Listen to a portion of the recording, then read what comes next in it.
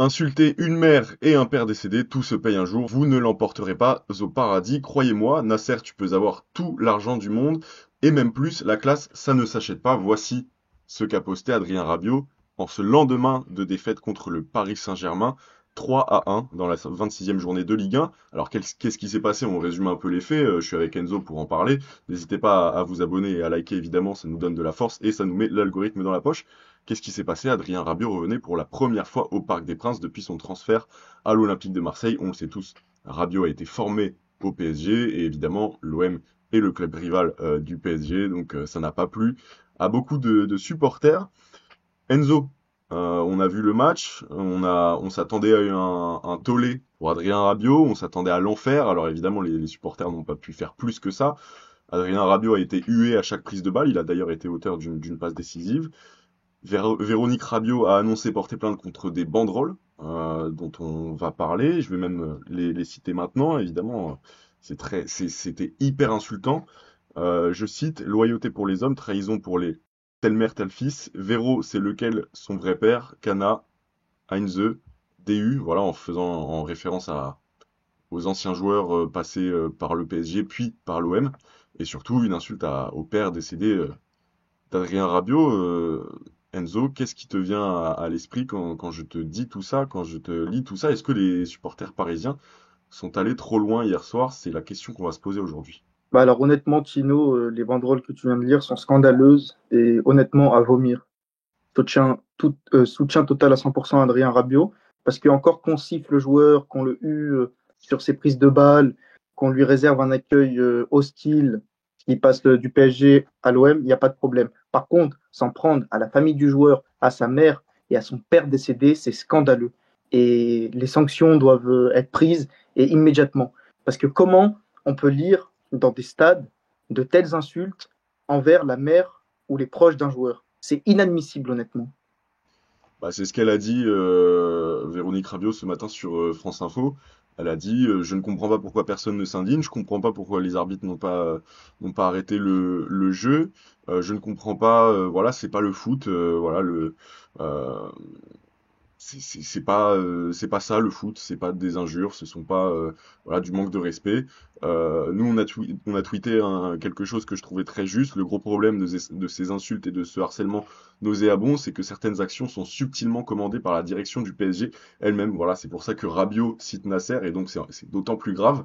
En 2022, Mediapart révélait déjà qu'Adrien Rabiot avait été l'une des cibles principales de l'armée numérique du club, une direction qui harcèle ses anciens joueurs avec autant de lâcheté, c'est voilà le mot, je n'ai pas d'autre mot que de dire dégueulasse. En plus, c'est très petit, c'est pas du tout professionnel. Certains Non, pourraient mais dire ça fait partie du jeu et peut-être qu'on est hypocrite parce que ça se trouve nos supporters l'auraient fait aussi. Mais comme tu l'as dit, tu me l'as dit, hein, on aurait condamné malgré tout. mais bien évidemment. Mais auquel cas les supporters marseillais auraient fait la même chose sur un joueur qui serait passé de l'OM au PSG, qui serait revenu au Vélodrome, j'aurais condamné de la même manière et avec autant de fermeté. Parce qu'on ne peut pas aujourd'hui, en 2025, insulter, de prostituer, pour être poli, la mère d'un joueur ou jouer sur les mots du fait est que le père d'un joueur soit décédé et faire une banderole là-dessus. C'est inadmissible, honnêtement, c'est scandaleux. Et je me demande ce que font les instances et les arbitres, clairement. On ne peut pas voir ça dans un stade de football. Pour Parce que toi, comme tu l'as l'arbitre aurait souligné, dû arrêter le match? bah, après, je ne sais pas si c'est de sa responsabilité, dans le sens où quand même ces banderoles ou même les insultes envers les parents d'Adrien Rabiot, on le sait avant le match qu'ils vont être présents dans les tribunes. Donc après, je ne sais pas si c'est vraiment de la responsabilité de l'arbitre, mais en tout cas, la direction ou même avant le match, on n'aurait pas dû, pour moi, laisser entrer cela en tribune, tout simplement. C'est Ouais. ça, en fait, le vrai problème. Mais je parle là du PSG, mais je parlerai d'un autre club. Hein. Il n'y a pas de poids de mesure. Hein. Moi, si je vois ça au Vélodrome, je suis le premier à m'en révolter et à trouver ça honteux, hein, clairement. Hein. Parce que comme tu l'as souligné, Tino, le football, c'est avant tout la ferveur, la passion, un amusement, un sport, mais c'est pas ça. On ne peut pas aujourd'hui cracher sensiblement sur les proches d'un joueur quand bien même il est passé au club ennemi, rival, ça, il n'y a pas de problème. Donc tu le siffles autant que tu veux, ça reste du sport, c'est sportif, mais par contre, s'en prendre aux parents d'un joueur, c'est inadmissible. Et bien évidemment que ça doit être sanctionné et condamné. Bah, si on peut faire un parallèle, nous, en tant que Marseillais, on avait réservé un sacré accueil à Mathieu Valbuena, qui avait été pendu dans les virages. Alors, à l'époque, moi, j'avais 15 ans, j'avais trouvé ça marrant. Aujourd'hui, avec du recul, c'est quand même, ça dépasse Bien l'entendement. évidemment. Moi, je C'est, le condamne. bien sûr, Moi, je le Le fait que une poupée à l'effigie de Valbuena soit pendue au Vélodrome, moi je le condamne amplement et ce sans aucune ambiguïté, hein. Parce que moi en fait je pars du principe qu'on peut chambrer, il n'y a pas de problème, on peut siffler, on peut huer, il y a toujours eu ça dans le football, même quand par exemple Messi brandit son maillot et le montre aux supporters du Real, ou de même que Fekir fait la même chose à ceux de Saint-Etienne. Après, ça prend des proportions absolument pour moi insignifiante ou même scandaleuse, parce que c'est l'essence même du sport. Mais à partir du moment où tu rentres dans les insultes, que tu permets de d'insulter vraiment la mère d'un joueur ou les proches d'un joueur, ça pour moi c'est inadmissible. Et ça vraiment, ça doit être sanctionné et condamné au plus haut point. On ne doit pas voir ça dans un stade de football normalement. ouais, bah, il y aura sûrement des sanctions. En tout cas, comme tu dis, il y a deux choses à ne pas dépasser, c'est le cadre de la violence Parce que moi juste, verbale et je veux la rajouter violence physique. clairement, exactement, c'est de la violence morale. Et imaginons Rabiot, par exemple, et un petit frère ou autre, et que ce dernier aille au collège ou au lycée, et que les supporters parisiens reprennent cela à l'encontre de ses parents. Quel message on véhicule à la jeunesse par rapport à ça? Hmm. Moi, c'est ça que je dis aussi. Ça, c'est honteux, ça. Ça cause Tu, du tu ne peux tort, pas accepter ça. effectivement. Pardon? Ça cause du tort, Oui, bah, bien c'est ça. évidemment, ça cause du tort et ça donne pas, encore une fois, une bonne image du football, tout Exactement. simplement. Qui en pâtit déjà, hein, avec l'avancée du rugby et les valeurs de l'Ovalie. Mais ça, on en parlera après. Ça, je trouve que c'est une belle Zumba. Mais en tout cas, La transition. on lit dans Le Monde que les supporters parisiens sont dans le viseur de la LFP pour des chants homophobes et insultants qu'ils entonnent régulièrement contre les Marseillais. Il y avait une potentielle interruption du match qui avait été évoquée. Voilà, donc je lis la LFP et le ministère des Sports ont plusieurs fois brandi ces derniers mois la menace d'un arrêt définitif des rencontres en cas de manquement répété en tribune. Hier, donc, le match c'est terminé, donc il n'y a pas eu d'interruption. Il y a eu quand même l'intervention des speakers. Euh, eu- Franchement, plusieurs fois, hein, j'ai eu l'impression, je sais pas si toi t'as entendu, mais le speaker du stade, en tout cas du Parc des Princes, a dit les insultes doivent cesser immédiatement, sinon le match pourrait être interrompu ou arrêté. Mais on n'a pas vu forcément de comportement de la part de Clément Turpin, qui d'ailleurs a bien arbitré, voilà, je tenais à le dire. Voilà, le Turpin n'a pas forcément pris à bras le corps, on l'a vu, ses problèmes. Je pense que c'est surtout le club qui a voulu éviter ça en amont, parce que finalement l'arbitre s'est pas manifesté. Est-ce qu'il aurait dû, Enzo? Bah, si tu te réfères uniquement au règlement strict et à la lettre, oui, effectivement, il aurait dû l'arrêter. Mais ça, c'est valable pour cette rencontre-là et pour d'autres rencontres de Ligue 1, où tu entends en permanence des chants discriminatoires, homophobes ou autres. Mais le problème étant, c'est que tu crois vraiment sincèrement que la Ligue va se permettre d'arrêter un classique avec les difficultés à vendre ce championnat de droit de télé ou autre, parce que même encore une fois, s'il n'y a plus forcément depuis des années de rivalité sportive sur le terrain, ça reste quand même une grosse affiche, le premier contre le deuxième. Donc pour moi, il n'aurait pas pris le risque d'arrêter la rencontre, quand bien même tu entends des chants homophobes, racistes ou autres. Tu vois. Ah, déjà qu'il n'y a plus d'argent, on va pas non plus, Exactement. plus Mais enfoncer le là, club. mais là encore une fois, tu constates finalement, en fait, les paroles, ce sont que du vent pour eux finalement. Parce que tu as Bruno Retailleau, le ministre de l'Intérieur, qui te dit clairement, à la moindre insulte homophobe, on arrête la rencontre. Bon, il parle pas de racisme, hein, il parle uniquement de cela. Mais quel match a été arrêté pour cela? Alors qu'en permanence, dans les stades, tu entends des choses comme cela chaque week-end. Hmm, Donc dans ce cas-là, tu arrêtes tous les matchs finalement, hein. c'est clair. C'est un grand débat. En tout cas, par rapport à Rabiot, il était attendu, comme on l'a dit. Il n'a pas du tout tremblé, comme le titre l'équipe. Il avait même le brassard. Qu'est-ce que tu as pensé du match de Rabiot moi je trouve qu'il a été plutôt bon, malgré quelques pertes de balles, j'en ai noté 12. Ça a été un match, il a assumé qui il était, il a assumé son contexte, il a même fait une passe décisive pour Amine Gouiri. Qu'est-ce que tu as pensé d'Adrien Rabiot hier? Moi je l'ai trouvé plutôt présent. Moi, j'ai trouvé en fait sa rencontre sur la pente ascendante et un petit peu Une montée crescendo. crescendo, ouais. Au tout départ, c'est vrai qu'il y avait beaucoup quand même, je trouve, de pertes de balles, de déchets au milieu de terrain. Je trouve qu'il n'était pas forcément dedans. Mais après, plus la rencontre passait et plus je le trouvais justement impactant au milieu de terrain. Et il faut souligner son travail sur le but de Gouiri qui est absolument mais remarquable. Il a la lucidité, l'intelligence de le servir, Mm. d'être passeur décisif, de ne pas jouer uniquement que pour lui, parce qu'on peut penser, lorsque, par exemple, il dribble le gardien, qui va allumer la cage pour marquer contre son ancien club, mais non, justement, l'expérience et l'intelligence de jeu de Rabiot fait qu'il sert Gouiri esselé dans l'axe pour lui offrir ce but. Et ça, franchement, il faut le souligner, ce travail-là. C'est clair. Donc oui, moi, j'étais vraiment satisfait de sa prestation, et qui plus est dans ce contexte. J'ai apprécié, moi, le geste de De Zerbi, de lui donner le Oui, brassard. Voilà, il a joué tout le match. Il aurait même pu, avec sa jolie ouverture là pour Quentin Merlin, il aurait même pu être à l'origine d'une autre grosse occasion. Donc, comme tu l'as dit, je l'ai trouvé plutôt présent. Et à la fin, voilà, il a salué, il en a profité pour saluer Presnel Kipembe. Mais en tout cas, faut avoir un énorme mental parce que ah oui. franchement, je pense qu'il a pris connaissance des banderoles, je pense qu'il entendait tout, parce que malheureusement c'est impossible de faire totalement abstraction, et c'est pour ça que, c'est ce que je te disais avant qu'on tourne, c'est pour ça que je pense qu'il va être d'autant plus attaché à l'Olympique de Marseille, au fait d'être Marseillais, tu vois, parce il vient de vivre un événement où il était Marseillais contre Parisien, tu vois, et je pense que ça aide vraiment à l'attachement, enfin en tout cas quand t'es seul contre tous, je pense que t'en ressors différent, changé en tout cas. Bien évidemment, c'est clair que ça rapproche avec ton club actuel et avec tes supporters actuels.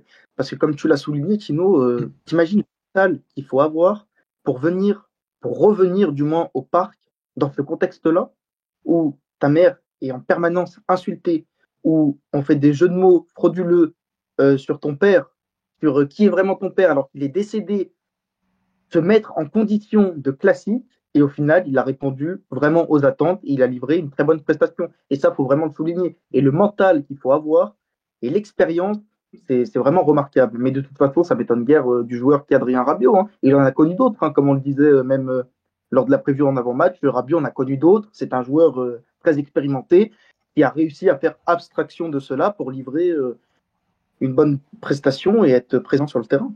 Complètement. En tout cas, bravo, bravo Adrien, sache que nous on t'aime. Bravo à Adrien Rabiot et soutien total à Voilà, 100%. soutien total. L'OM va d'ailleurs communiquer pour soutenir Rabiot et porter plainte. L'OM soutient totalement Rabiot et estime que les propos et banderoles visant sa famille étaient honteuses et scandaleuses comme on était en train de le dire. Et il y a même un dossier disciplinaire qui va être ouvert après les chants et banderoles pendant PSG-OM. Il y a des chants aussi dont on va parler très rapidement. C'est le chant dans la boue, il y a des rats. Ils sont partout les rats, ce sont les Marseillais. Il y a un gros débat là-dessus. C'est faut-il bannir et punir ou punir? Bannir, c'est plus de l'ordre du libre arbitre des supporters parisiens. Punir, ce sont les instances. Il faut que ce chant, à mon avis, tu me diras le tien, doit être banni, sachant son histoire. Daniel Riolo l'avait dit, c'est un chant hyper problématique puisque le terme rat renvoie à l'immigration maghrébine arabe de Marseille. Voilà, Marseille qui est une ville qui a d'ailleurs en son sein beaucoup d'immigrés algériens qui sont aujourd'hui français et aujourd'hui les ramener à cette condition très raciste, en fait, voilà, ça me fait penser au tifo de l'OGC Nice. Il y a 2 mois qui disait la chasse aux rats commence, et là on disait c'est raciste. Donc au final, quelle est la différence entre ce chant et l'OGC Nice? Parce que l'OGC Nice, aujourd'hui, on sait que les personnes qui ont fait cette banderole sont potentiellement, en toute connaissance de cause, potentiellement raciste. En revanche, on sait que le Virage Auteuil aujourd'hui, c'est cosmopolite. Donc ce sont des gens qui l'entonnent, et même des Arabes qui vont entonner ce chant sans forcément connaître. Donc on ne dit pas que ces gens-là sont racistes. On dit juste que, en connaissance de cause, il faudrait que les supporters parisiens se posent et réfléchissent un peu à s'il faut bannir ce chant ou pas. Aussi, enfin, on va pas se mentir, le chambrage, s'il était dénué de tout racisme, finalement, si tu parles que de la propreté de la ville, sur les rats, bah pourquoi pas? Voilà, c'est un chant, ok. Voilà, l'air est pas mal, c'est fou de parler de ça comme ça, mais l'air est bien, voilà, la vanne peut être bonne, mais quand tu connais l'origine, pour moi je suis désolé, il y a vraiment une réflexion à apporter. Riolo avait condamné d'ailleurs, on l'a pas dit hier, Riolo a condamné ce qui s'est passé pour Adrien Rabiot. Riolo Oui. l'avait dit, en toute connaissance de cause, ce chant est raciste. Voilà, je pense qu'il y a une ignorance. Enzo, qu'est-ce que tu en penses? Est-ce qu'il faut bannir, voire punir, ce chant qui a été décrit comme discriminatoire hier et qui a été pris pour cible par le speaker du PSG lorsqu'il a pris ses responsabilités? Qu'est-ce que tu en penses? Bah, même si Riolo le condamne, c'est dire, hein. Non, plus sérieusement, Mm. moi je trouve que en fait, il doit pas forcément avoir de deux poids deux mesures, dans le sens où quand ce sont les supporters niçois qui brandissent cela avec des banderoles ou des tifos ou autres qui nous traitent ou qui traitent de rats, les Marseillais on condamne, mais quand ce sont les Parisiens, on a tendance pas forcément à condamner ou à trouver des excuses. Après, est-ce que c'est ça la vraie question? Les supporters parisiens, et il faut savoir aussi qu'il y a une forte immigration maghrébine, arabe, etc. dans cette ville. Est-ce que ceux qui le font eux-mêmes en étant arabes savent ou du moins connaissent la signification Mm. du terme? Et c'est ça qu'il faut se dire en fait. Parce que moi, il n'y a pas de problème, encore une fois, je suis pour le chambrage dans le football, ça ne me dérange pas, ça fait partie du sport. Mais après, si ça part trop loin, si ça a vraiment l'intention en fait de stigmatiser une population ou autre, ça c'est problématique. Parce que, encore une fois, tu parles de la saleté et de la. Honnêtement, je vais le dire en toute humilité, Marseille, j'adore cette ville par rapport au climat, au fait qu'il y a la mer, les calanques, le Vieux-Port. Par contre, elle est d'une saleté inouïe. Franchement, Marseille, c'est une ville très sale et très crade. Donc, malheureusement, c'est le cas. Donc, à la limite, si ils jouent sur cela, ou ce thème-là, pourquoi pas? Il faut savoir qu'aussi à Paris, il y a énormément de rats, sans aucun jeu de mots. Donc, c'est-à-dire que tu. En fait, oui, pour moi, faut le condamner, ce chant. Mm. Parce que, en fait, clairement, ça renvoie, en gros, vous, de toute façon, les Marseillais, on connaît, vous êtes les rats, c'est bon. Ça veut dire quoi, ça, en gros? Ça veut dire, ah, c'est bon, de toute façon, les bougnoules, ça veut clairement dire ça, Bah oui, hein. honnêtement. Ce sens-là, ce terme-là de rat renvoie clairement aux Arabes et aux Maghrébins. Donc oui, c'est vraiment problématique. Quand tu sais qu'il y a beaucoup de... C'est vraiment cosmopolite, le virage Auteuil, et qu'il y a beaucoup de Maghrébins ou même de Noirs qui chantent cela, faut qu'ils se posent sur une table et qu'ils se rendent compte de la signification. Mm. C'est clair. Tu vois. Je Parce que vais, les supporters niçois pourraient dire la même chose des supporters parisiens, finalement. bah, c'est clair, mais ils le font pas, donc Et on Mais ils ne le sait. font pas parce qu'en fait, comme j'ai envie de dire, comme la plupart des clubs, que ce soit Nice ou même Toulouse récemment, en fait, ils vont s'inventer une rivalité avec l'Olympique de Marseille qui est absolument insupportable. Tous les clubs veulent être les rivaux de l'OM, en fait. C'est clairement insupportable, ça. On est, Je on tenais à est, le souligner. Depuis longtemps, je voulais le dire, ça. on n'est pas aimé, c'est sûr qu'on n'est pas Oui, apprécié. bien sûr. Mais en tout cas, pour appuyer tes propos, voilà, j'ai un flashback. On vivait dans la terreur il y a 45 ans à Marseille, une série de ratonnades ensanglantent la ville. Donc ça, c'est pour se rapporter, voilà, des événements tragiques comme ceux-ci, qui étaient décrits comme ratonnades, d'où le terme rat. Voilà, un peu de sémantique ne fait pas de mal.